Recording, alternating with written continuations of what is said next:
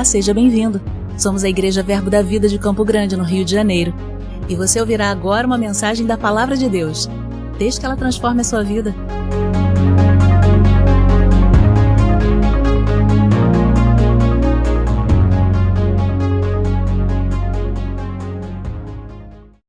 Graça e paz, meus irmãos. Glória a Deus. Amém? Eu creio que o Senhor, através do seu Espírito, Ele tem apontado um destino, mostrado para nós uma direção nesse tempo. Eu acredito que o Senhor, Ele quer nos conduzir como igreja, como família de Deus, a um lugar de maior intimidade. E eu acredito que o meu papel aqui essa noite é apenas mostrar para você, através da palavra, um caminho no qual eu também estou trilhando, uma jornada que nós estamos fazendo juntos, amém? Por um lugar de maior intimidade, de maior comunhão com o Senhor, amém? Ele nos amou com amor eterno e Ele está nos atraindo com a sua bondade, amém? Você pode abrir a sua Bíblia no capítulo 4 da carta de Paulo aos Gálatas, a partir do versículo 4. Carta de Paulo aos Gálatas, capítulo de número 4, versículo 4.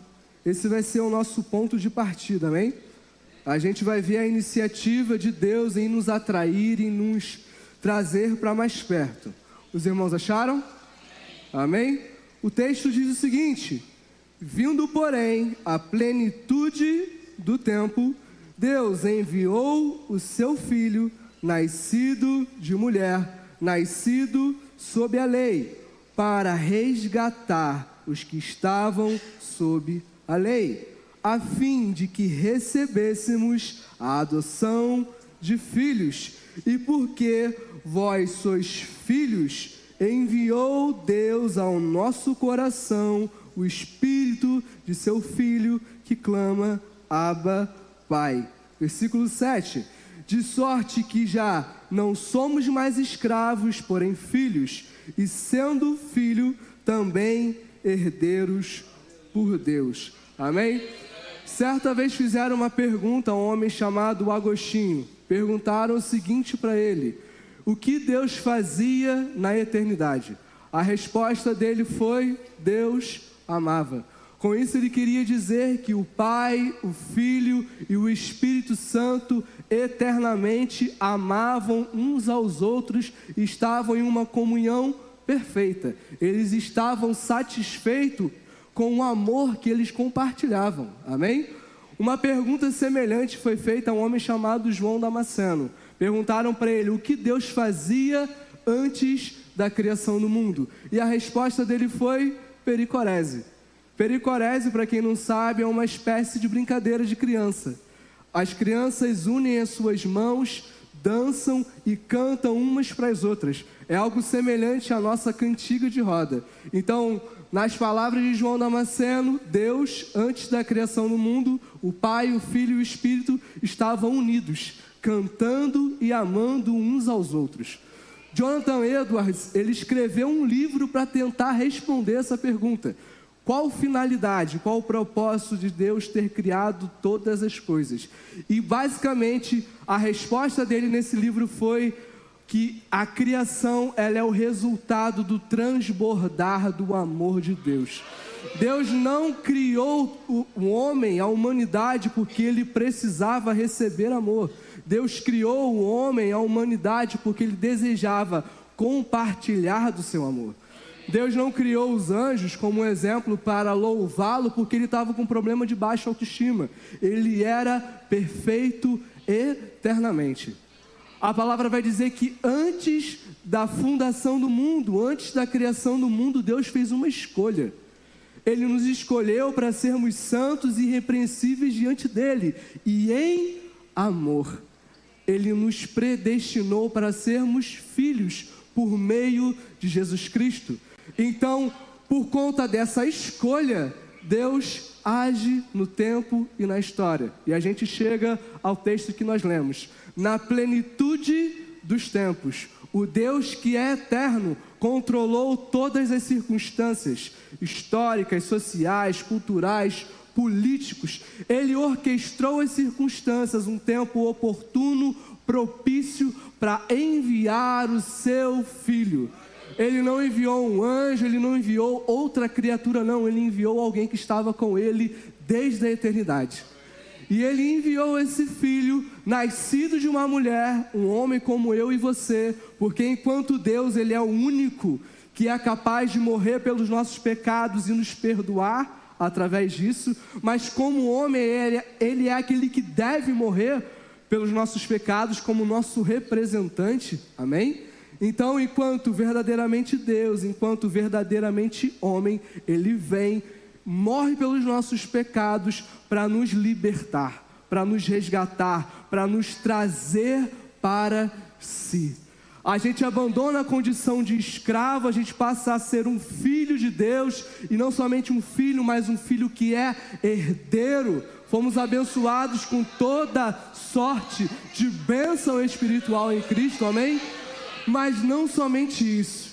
Deus enviou não somente o Filho, mas enviou também o seu Espírito aos nossos corações, para viver dentro de nós. E o Espírito Santo dentro de nós nos dá uma garantia. Ele nos assegura de que nós somos filhos de Deus. O amor de Deus não é apenas um fato histórico, algo que aconteceu na cruz, não. É uma viva e doce, sublime realidade dentro de cada um de nós. Quando o Espírito Santo vem habitar em nossos corações, nós somos preenchidos com esse amor eterno. Se Deus não quisesse ter uma vida de profunda e íntima compaixão comigo e com você, Ele não teria se esvaziado da sua glória e da sua majestade. Se Deus não quisesse comunhão, Ele não teria nascido em uma manjedoura. Ele não teria sido amamentado e sustentado por uma mulher que Ele mesmo criou. Se Deus não desejasse comunhão, Ele não teria morrido nu em uma cruz. Se Deus não desejasse comunhão com cada um de nós, Ele não teria morrido, vencido a morte, ressuscitado. Se Deus não desejasse comunhão, Ele não teria enviado o seu Espírito para habitar dentro de cada um de nós. Querido, você quer algo mais íntimo de que alguém habitando dentro de você? Você não está compartilhando o mesmo teto, você é esse teto. Deus deseja ser íntimo a esse ponto, viver, habitar dentro de você. Ele nos chama para essa dança eterna. O Pai, o Filho e o Espírito Santo nos chamam para esse lugar de comunhão, de intimidade, para louvar, cantar e compartilhar desse amor eterno. Então, o que cabe a nós? Corresponder a esse amor. O que cabe a nós? Entender como podemos crescer em intimidade com o Senhor. O seu amor é um fato, amém? A iniciativa foi dele. A palavra fala que Deus provou, revelou o seu amor por cada um de nós, pelo fato de ter Cristo morrido.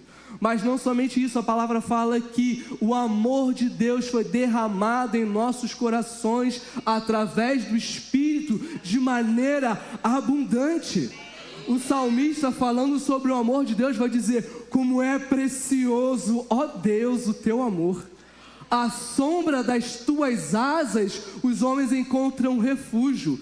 Em tua mesa, a fartura, a abundância, onde nós podemos nos fartar. Em ti está o manancial de vida. Os homens se deliciam com os teus rios de amor. Aleluia! Em tua luz nós vemos a luz. No amor de Deus nós temos tudo aquilo que nós precisamos. Ele é a proteção para alguém que está aflito. Ele é a satisfação para o sedento. Ele é a proteção. Ele é a direção. O amor de Deus nos provê em tudo. O que a gente precisa fazer? Apenas corresponder a esse amor. A palavra fala que nós só o amamos porque primeiro Ele nos amou. Primeiro Ele nos criou. Em segundo lugar, Ele nos redimiu. Em terceiro lugar, Ele nos habita, queridos. Em quarto lugar, a gente corresponde a esse amor. Tiago fala: achegai-vos, pois, a Deus, porque Ele se achegará a voz. Ou seja, nós podemos corresponder a esse amor. Eu quero te mostrar um caminho através do qual nós podemos corresponder ao amor de Deus. Amém? Essa foi a iniciativa de Deus. Você já entendeu, eu espero que você compreenda que Deus te ama e deseja estar perto de você. Amém? Então, qual é a nossa resposta ao amor de Deus? Êxodo capítulo 33, a partir do versículo de número 7. Êxodo 33, a partir do versículo 7. Eu quero te mostrar, através da vida de Moisés, como a gente pode corresponder ao amor de Deus. Amém? Você encontrou? Amém. Amém. Só falta eu abrir então. Vamos lá.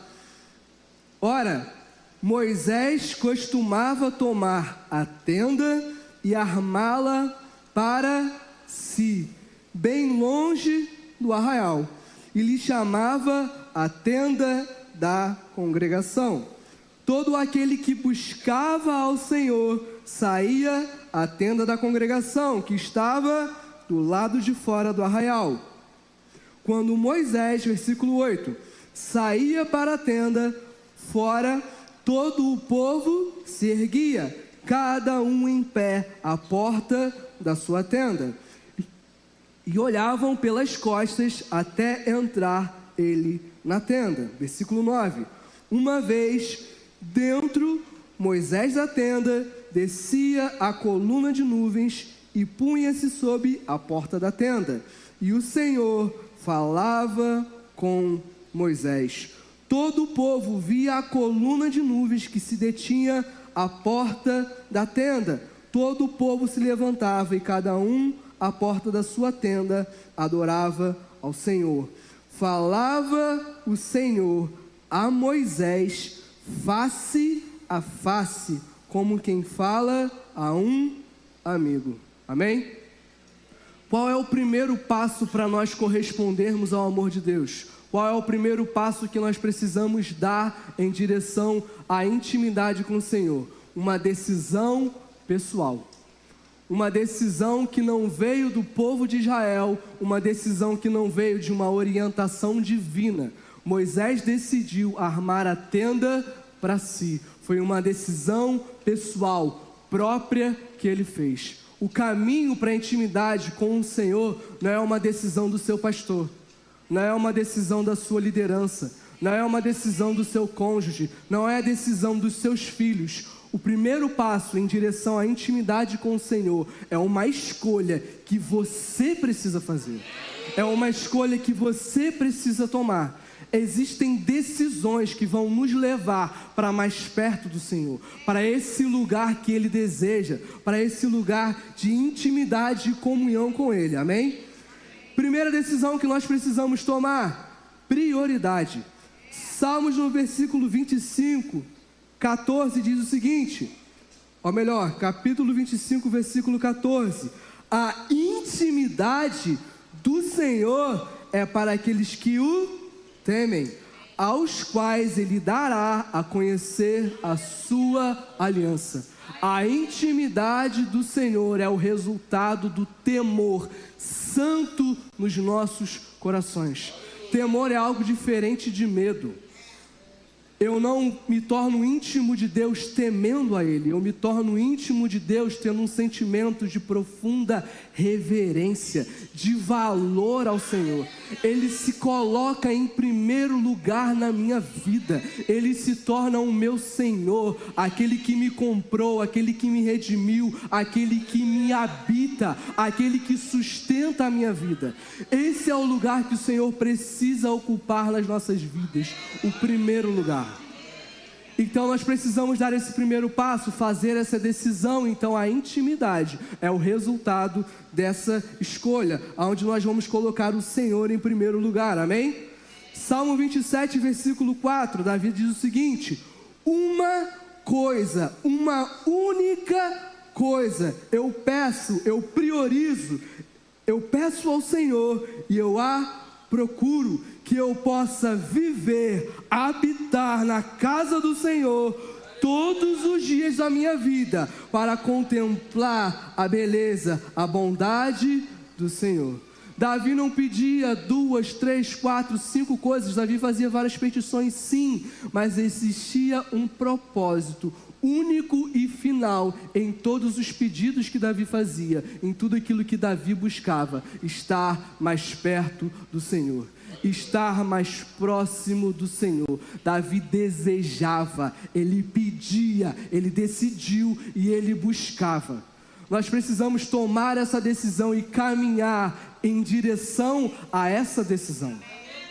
A decisão dos nossos corações precisa encontrar nas nossas vidas uma ação correspondente. Davi pedia e buscava. Era uma decisão, um desejo e algo que ele fazia todos os dias. Ele procurava contemplar a beleza e a bondade do Senhor em tudo. Por quê? Porque o Senhor era o mais importante da vida dele.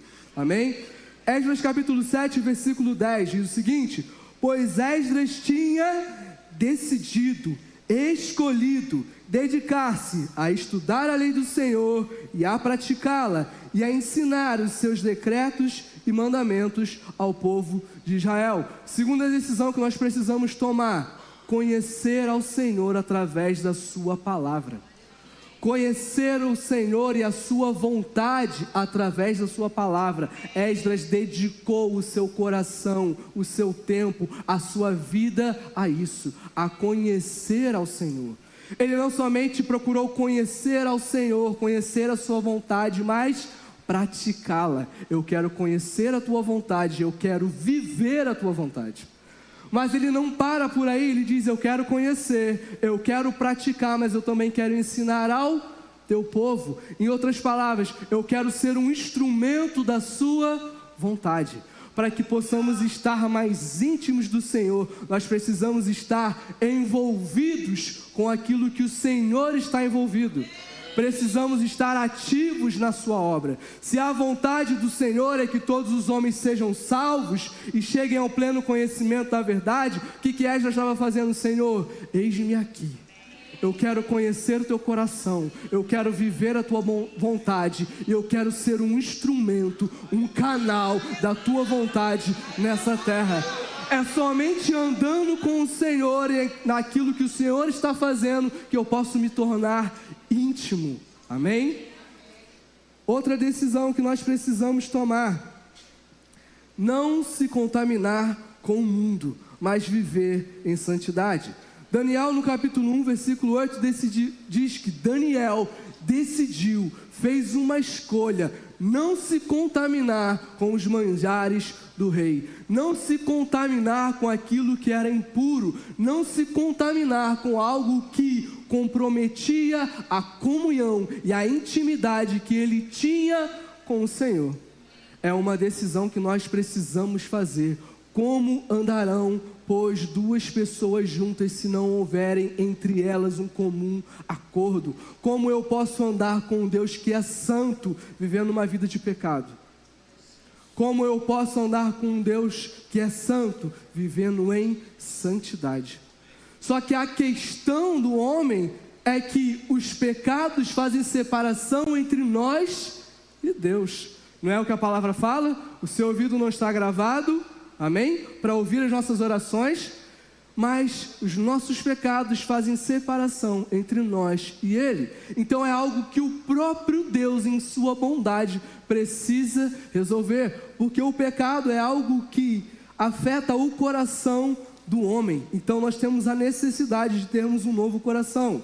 Deixa eu te mostrar isso através da vida de Davi. Salmo 51, versículo 10, Davi faz a seguinte petição: cria em mim, ó Deus, um coração puro e renova dentro de mim um espírito inabalável. Não afaste de mim, Senhor, a tua presença e não retires de mim o teu espírito. Ele desejava comunhão com o Senhor, ele desejava viver em santidade, mas o seu coração o impedia. Então era necessário que Deus fizesse algo que Davi por si só não fosse capaz. Ele fala: cria em mim, ó Deus. A mesma palavra foi usada em Gênesis no capítulo 1, versículo 1, quando Deus criou os céus e a terra. Ou seja, é algo que somente Deus pode fazer. O meu coração regenerado novo, que ame ao Senhor, é uma obra que somente Ele pode fazer. Um espírito reto que ande em santidade é algo que somente Ele pode me dar. Eu preciso depender do Senhor e recorrer a Ele até para andar em santidade, até para poder viver a sua bondade. Oséias capítulo 14, versículo 4, o Senhor faz uma promessa através do profeta Oséias. Ele havia se casado com uma prostituta, uma mulher que era infiel constantemente a ele. E para Deus demonstrar que o amor dele permanecia o mesmo, apesar da infidelidade de Israel, ele chama Oséias para se casar com ela. Mas ele faz uma promessa através de Oséias, algo sublime. O Senhor promete: eu vou curar a sua infidelidade. Eu vou resolver esse problema. Sou eu que vou fazer com que você seja fiel, com que você ande em santidade, que você tenha prazer na minha lei e se afaste daquilo que é mal. Ezequiel vai dizer: eu vou dar a vocês um coração novo. Eu vou pôr dentro de vocês um espírito novo. Eu vou retirar o coração de pedra e eu vou pôr dentro de vocês um coração de carne. O meu espírito vai habitar dentro de vocês, e quando isso acontecer, vocês vão amar a minha lei, vocês vão andar na minha vontade, vocês vão conhecer os meus estatutos. É o Senhor que faz isso por nós. É Ele que em bondade nos atrai para si. É Ele que nos chama para perto. É Ele que nos leva a esse lugar de comunhão e intimidade. Amém?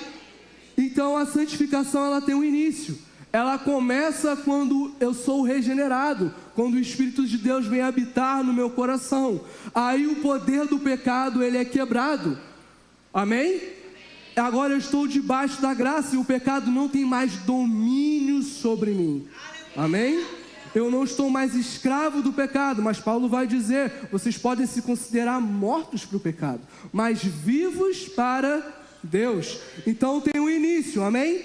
Mas nós também precisamos progredir, cooperar com o Senhor, aperfeiçoar a nossa santidade no temor do Senhor. Em outras palavras, nós somos chamados a cooperar com o Senhor para andarmos com Ele em santidade. Há um papel que nos cabe e há um papel que cabe ao nosso Senhor. Amém? Romanos capítulo 8, versículo de número 13 diz o seguinte: porque se vocês viverem segundo a carne, vocês caminham para a morte, separação de Deus. Mas se pelo Espírito vocês mortificarem os feitos do seu corpo, certamente vocês viverão. Qual é o meu papel nessa história? Através da graça do Senhor, pelo seu Espírito, eu faço morrer a minha carne. O meu velho homem foi pendurado na cruz, foi crucificado com Cristo. E ele todos os dias pede um pouquinho de água. Mas você vai fazer a mesma coisa que fizeram com o seu Senhor. Você vai dar para ele fel. Você vai impedir com que ele desça e governe novamente a sua vida. Você vai, pela graça de Deus, no Espírito, odiar ao pecado, porque foi o pecado que pendurou o seu Senhor na cruz. É algo que o Espírito não faz por mim, é algo que o Espírito faz comigo. Ele me assiste, me ajuda nas minhas fraquezas. Não é algo que Ele faz por mim, é algo que Ele faz comigo, juntamente comigo. É uma decisão, cooperar com o Senhor em santidade, para viver a plenitude da intimidade. A santidade, antes que seja um fim em si mesma, ela é uma ponte para a intimidade, como diz o pastor John Bevere. Amém? Nós não nos tornamos santos ou aperfeiçoamos a santidade para merecer algo do Senhor. Nós fazemos isso porque Ele merece, porque Ele é digno. Eu não barganho com o Senhor em obediência, eu não barganho com o Senhor em santidade. Lembra? Ele já fez tudo. Ele já me deu tudo em seu amor. Eu preciso apenas receber a sua graça através do Espírito Santo habitando em meu coração e fazer morrer todo desejo, pensamento e obra que me afaste do Senhor. Eu preciso fazer calar a minha carne. Para quê? Para que eu não entristeça o seu Santo Espírito que vive em mim. Eu fui selado com esse Espírito para o dia da redenção. Eu não vou extinguir o fogo, a ação do Espírito dentro de mim, mas eu vou fazer com que esse fogo, cada vez mais forte, me purifique de toda a impureza. E uma versão mais atual você não vai suprimir. Lembra da mangueira que jorra água? Você não vai dobrar a mangueira. O Espírito Santo, ele precisa ter liberdade nas nossas vidas. A gente precisa entender o nosso papel, aquilo que nos cabe para andarmos juntamente com o Senhor. Amém? Para a gente ganhar tempo, aleluia. Segundo passo, solitude. Amém? O texto diz que Moisés, ele armava a tenda para si fora do arraial, distante do acampamento, longe do povo. Moisés, ele tomou essa decisão porque o povo havia pecado, e para demonstrar a gravidade do pecado, ele colocou a tenda fora do arraial, para demonstrar que o povo estava distante, porque a tenda representava a presença do Senhor. Mas isso deu uma oportunidade a Moisés para ele estar a sós com o Senhor. Ele teve um lugar para estar a sós com o seu Senhor. Isso não foi simplesmente algo que aconteceu ao acaso, a intimidade de Moisés com o Senhor, mas foi algo que, por conta da solitude, por conta do estar a sós com o Senhor, foi possível. Solitude é diferente de solidão. Solidão é quando você está isolado de maneira involuntária. Solitude é quando você, por decisão própria, consagra algum lugar e algum tempo para estar com o Senhor. Porque intimidade, querido, vai depender sim dos ambientes que nós estamos, das mesas que nós frequentamos, no meio de quem nós estamos. Moisés precisou se afastar do povo para estar com o Senhor. Intimidade não é algo que acontece no meio da multidão. Amém? Intimidade não é algo que acontece no meio do povo. Intimidade com o Senhor é algo que acontece quando nós estamos a sós com eles. Nós precisamos entender que, assim como Jesus, nós precisamos estar a sós com o nosso Pai. A palavra fala: de madrugada, quando ainda estava escuro, Jesus levantou-se, saiu de casa e foi para um lugar deserto, onde ficou orando. Mas Jesus retirava-se para lugares solitários e orava. Num daqueles dias, Jesus saiu para o monte a fim de orar e passou a noite toda orando a Deus. Certa vez, Jesus estava orando ao Pai em particular. Jesus não somente nos ensina que nós devemos entrar no nosso quarto, fechar a porta e orar ao nosso Pai em secreto. Ele pratica e demonstra isso. Porque assim como havia dimensões no relacionamento de Jesus, isso também existe nas nossas vidas. Havia o Jesus das multidões, que ensinava, pregava, curava, compartilhava os seus sermões, as suas parábolas com o povo, com a multidão. Era a dimensão pública da vida de Jesus. Mas também havia a dimensão privada, o Jesus que era reservado aos seus discípulos. Havia o Jesus que era conhecido pelos 70, mas também havia um Jesus que era conhecido pelos 12. Além disso, havia uma dimensão mais íntima, mais particular, um círculo mais íntimo de Jesus. Os 3, Pedro, Tiago e João. Mas a palavra fala que havia um que não se satisfez com o Jesus das multidões. Havia um que não se satisfez com o Jesus dos 70. Havia um que não estava satisfeito com o Jesus dos 12. Ele queria intimidade. Ele queria comunhão com o Senhor, a ponto dele reclinar a sua cabeça no peito de Jesus. Um gesto de profunda e íntima comunhão. João, o discípulo amado. João, ele se identifica dessa forma não porque ele fosse mais amado que os outros, mas porque ele experimentou algo que os outros não experimentaram. Ele experimentou de intimidade, ele experimentou de estar a sós com Jesus, e isso mudou a sua identidade. Ele passou a se ver como alguém que era amado por Jesus.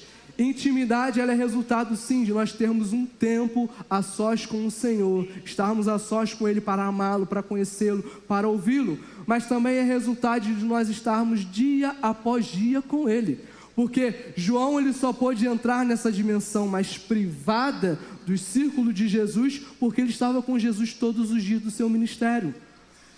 João estava com Jesus quando ele foi transfigurado no monte. João estava com Jesus quando ele pregou para as multidões. João estava com Jesus quando ele entrou em Jerusalém, sendo aclamado pelo povo. João estava com Jesus quando ele foi morto, pendurado numa cruz, nu. João estava com Jesus quando ele ressuscitou dos mortos. João estava com Jesus em todo o tempo, porque intimidade não é consequência do acaso, não. Intimidade é consequência de nós estarmos em todo tempo com o Senhor.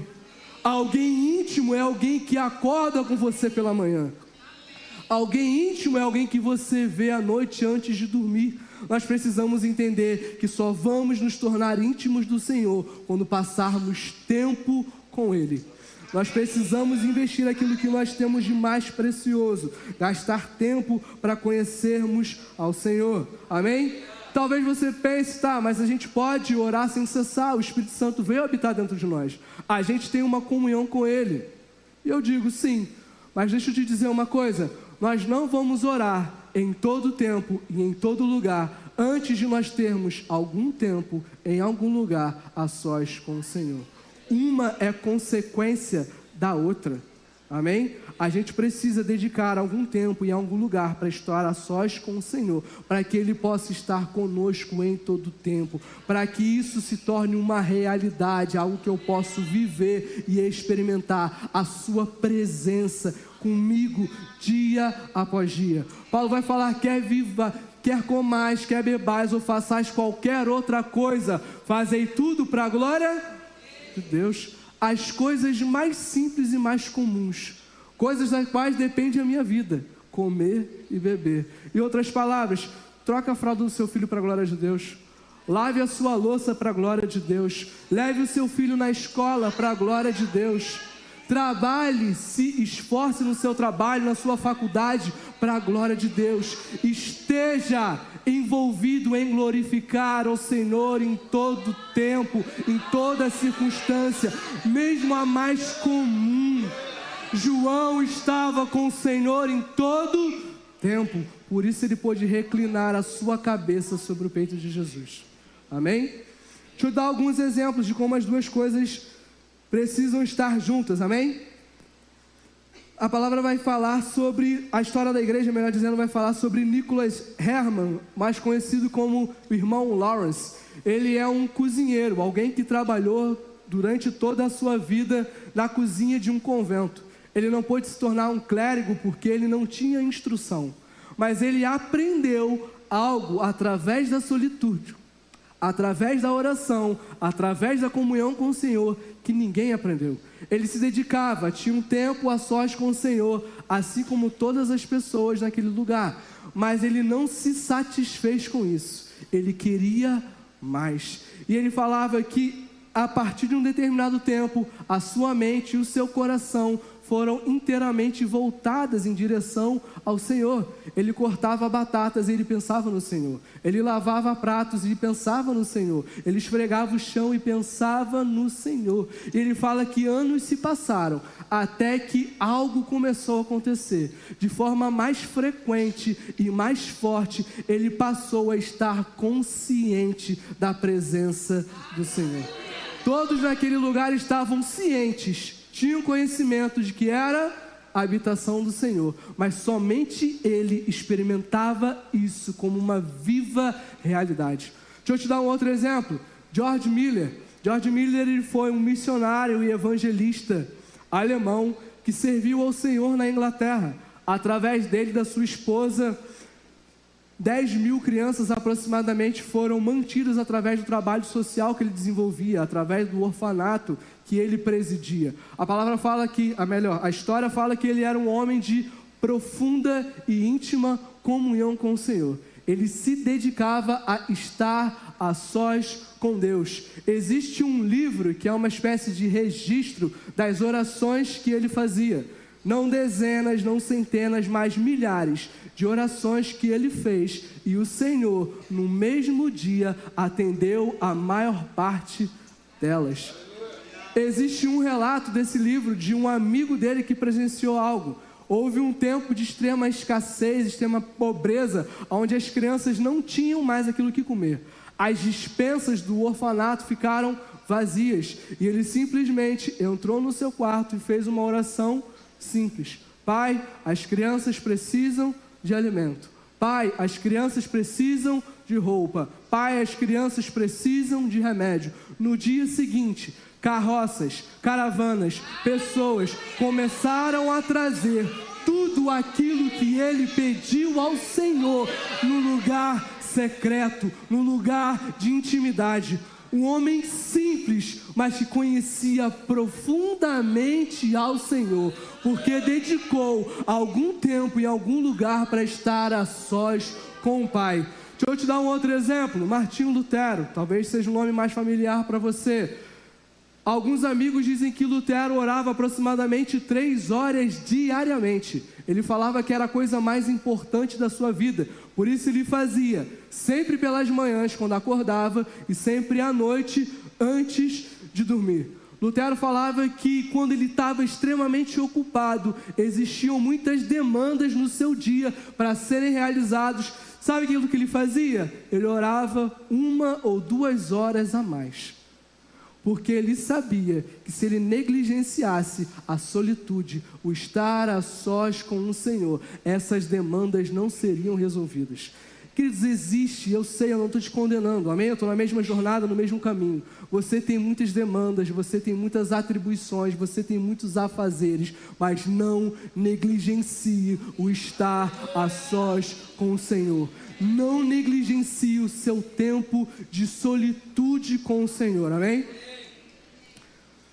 Homens que conheceram profundamente ao Senhor, como Kenneth Hagin, John Wesley, todos eles tinham esse tempo, amém? A sós com o Senhor. O terceiro passo para a gente começar a concluir é a constância. É algo que Moisés frequentemente fazia. Ele costumava armar a tenda para si fora do arraial.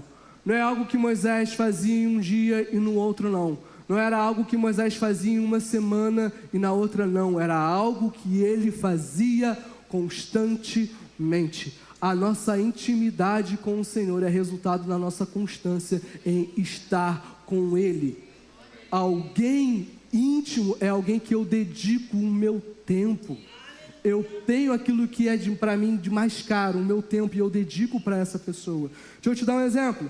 Gênesis capítulo 5, versículo 22, vai dizer o seguinte: depois que gerou Matusalém, Enoque andou com Deus 300 anos, e gerou filhos e filhas, viveu ao todo 365 anos, 300 longos anos dedicados a andar com o Senhor, a estar em sua presença. Andar com o Senhor é uma representação de amizade, de alguém que tem comunhão, intimidade. Ele andava com o Senhor, ele estava com o Senhor em todo o tempo. Ele passou 65 anos da sua vida andando sozinho.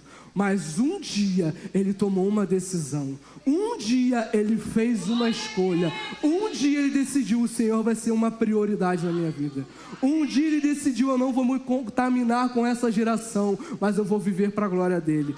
Um dia ele decidiu ser inteiramente do Senhor. E o que ele fazia? Começou a ter algum tempo em algum lugar a sós com o Senhor. E o que ele fazia? Repetia o primeiro e o segundo passo, dia após dia, ano após ano, década após década, século após século. Aí algo aconteceu.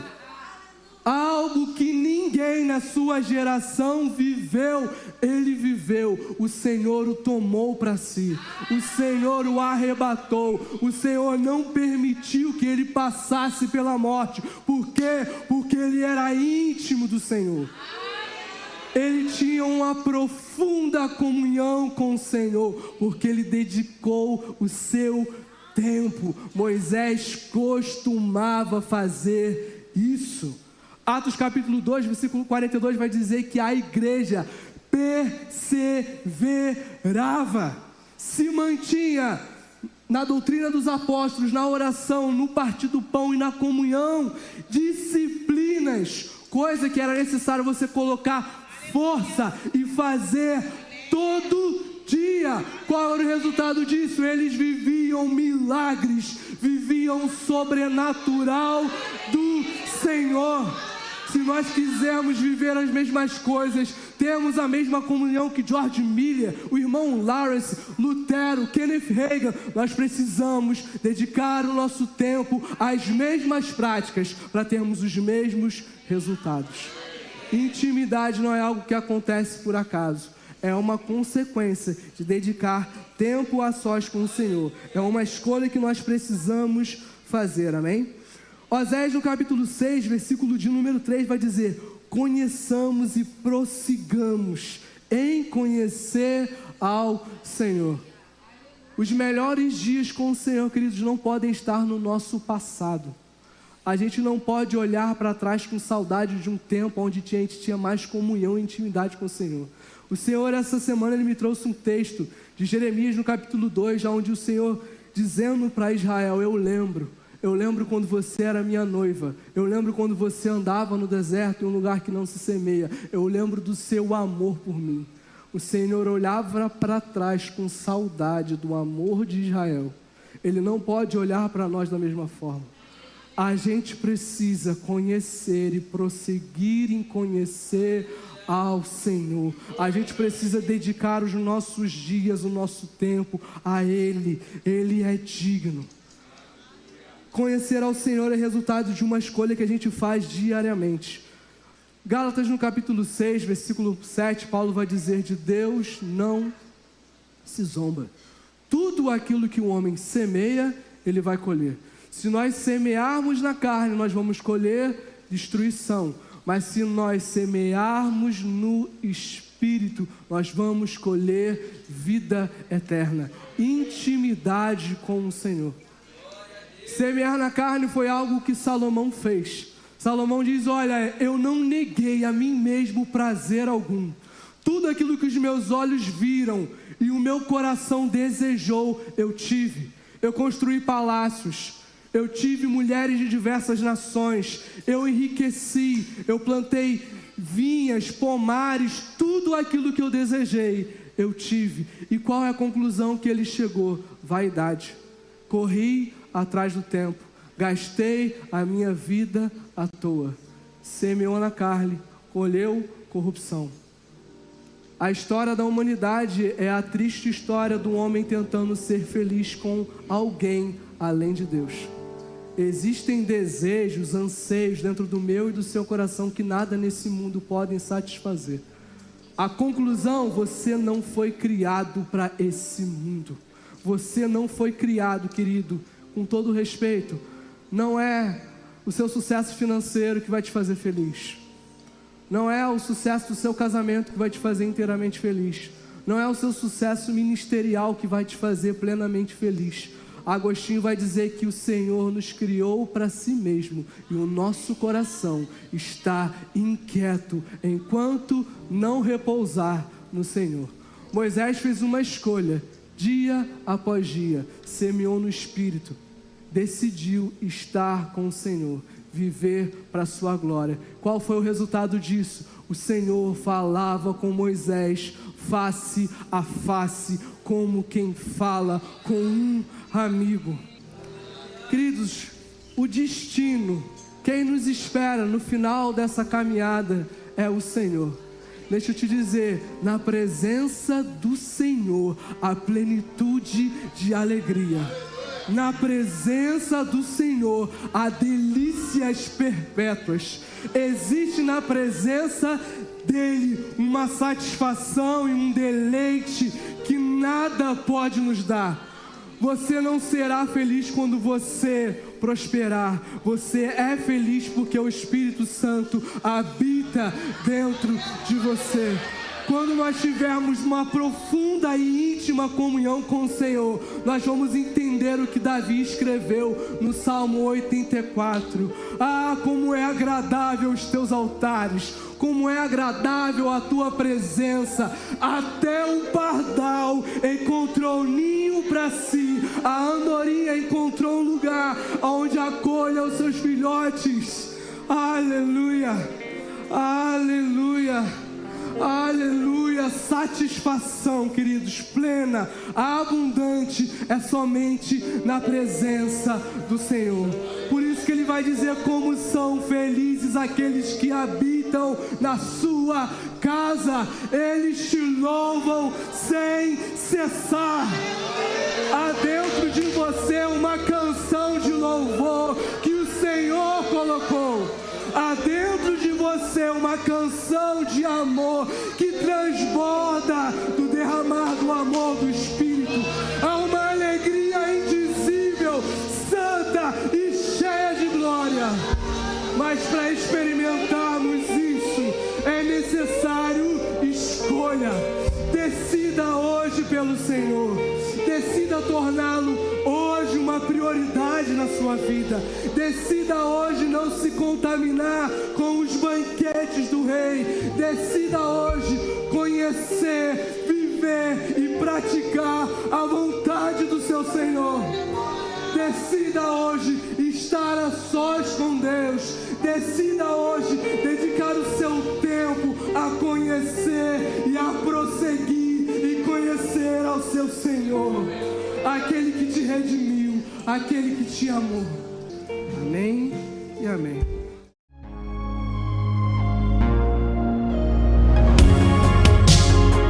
Ouça outras ministrações em nosso site verbodavida.com/Campo Grande RJ. Nos acompanhe também em nossas redes sociais, Facebook, Instagram e YouTube.